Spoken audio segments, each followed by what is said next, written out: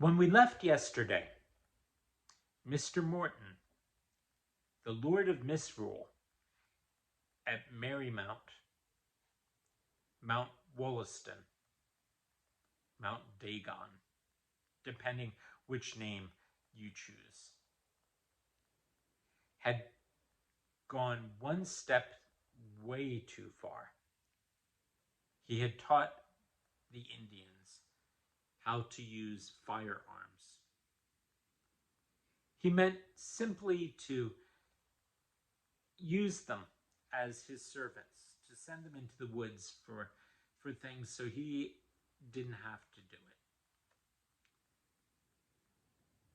But like anything else, we know that guns can be used for good or for ill.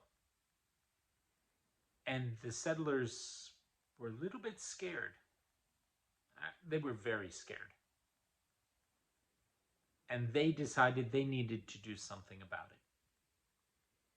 And here we will see Plymouth being drawn into the orbit of the Massachusetts Bay Company and its colony, centering on Boston.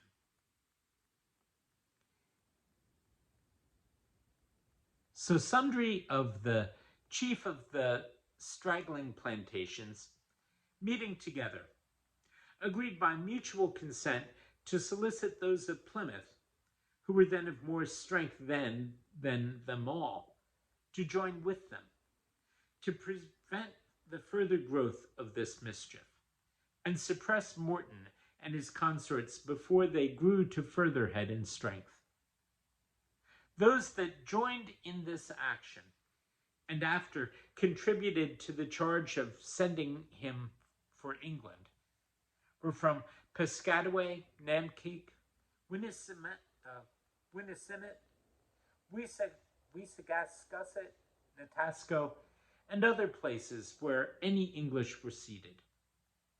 Those of Plymouth being thus sought too by their messengers and letters, and weighing both their reasons and the common danger, were willing to afford them their help, though they themselves had least cause of fear or hurt. So, to be short, they first resolved jointly to write to him, and in a friendly and neighborly way to admonish him to forbear these courses, and send a messenger with their letters to bring his answer. But he was so high as he scorned all advice, and asked who had to do with him. He had and would trade pieces with the Indians in despite of all, with many other scurrilous terms full of disdain.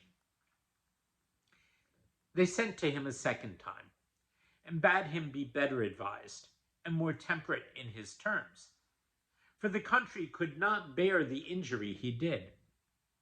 It was against their common safety, and against the king's proclamation.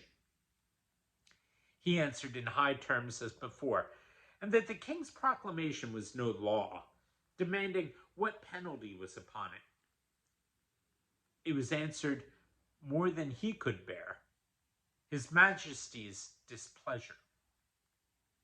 But insolently he persisted, and said the king was dead, and his displeasure with him, and many the like things, and threatened withal that if any came to molest him, let them look to themselves, for he would prepare for them. Upon which they saw there was no way but to take him by force. And having so far proceeded, now to give over would make him far more haughty and insolent.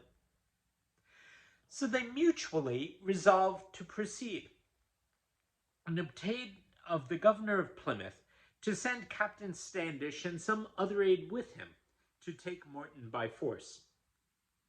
The which accordingly was done, but they found him to stand stiffly in his defense, having made fast his doors, armed his consorts, set diverse dishes of powder and bullets ready on the table, and if they had not been overarmed with drink, more hurt might have been done. So they got there. He was ready to take them on, but he was drunk.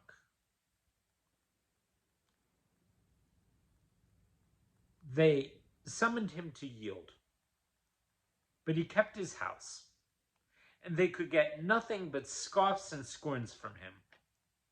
But at length, fearing that they would do some violence to the house, he and some of his crew came out, but not to yield, but to shoot. But they were so steeled with drink as their pieces were too heavy for them. Himself with the carbine, overcharged and almost half filled with powder and shot, as was after found, had thought to have shot Captain Standish, but he stepped to him and put by his piece and took him. Neither was there any hurt done to either side, save that one was so drunk that he ran his own nose upon the point of a sword that one held before him as he entered the house. But he lost but a little of his hot blood. Morton they brought away to Plymouth, where he was kept till a ship went from the Isle of Shoals for England, with which he was sent to the Council of New England, and letters written to give them information of his course and carriage. And also one was sent with their common charge to inform their honours more particularly. And though he went for England, and to prosecute against him. But he fooled of the messenger after he was gone from hence, and though he went for England, yet nothing was done to him, not so much as rebuked, for aught was heard, but returned the next year. Some of the worst of the company were dispersed, and some of the more modest kept the house till he should be heard from. But I have been too long about so unworthy a person, and bad a cause. And yet it seems to have made quite an impression on him. You can sort of see that they're acting independently, but at the same time developing common cause among themselves, even though they have separate charters and separate villages, separate settlements. And it's going to continue for quite a while. Tomorrow, we'll hear a little bit about the year 1632.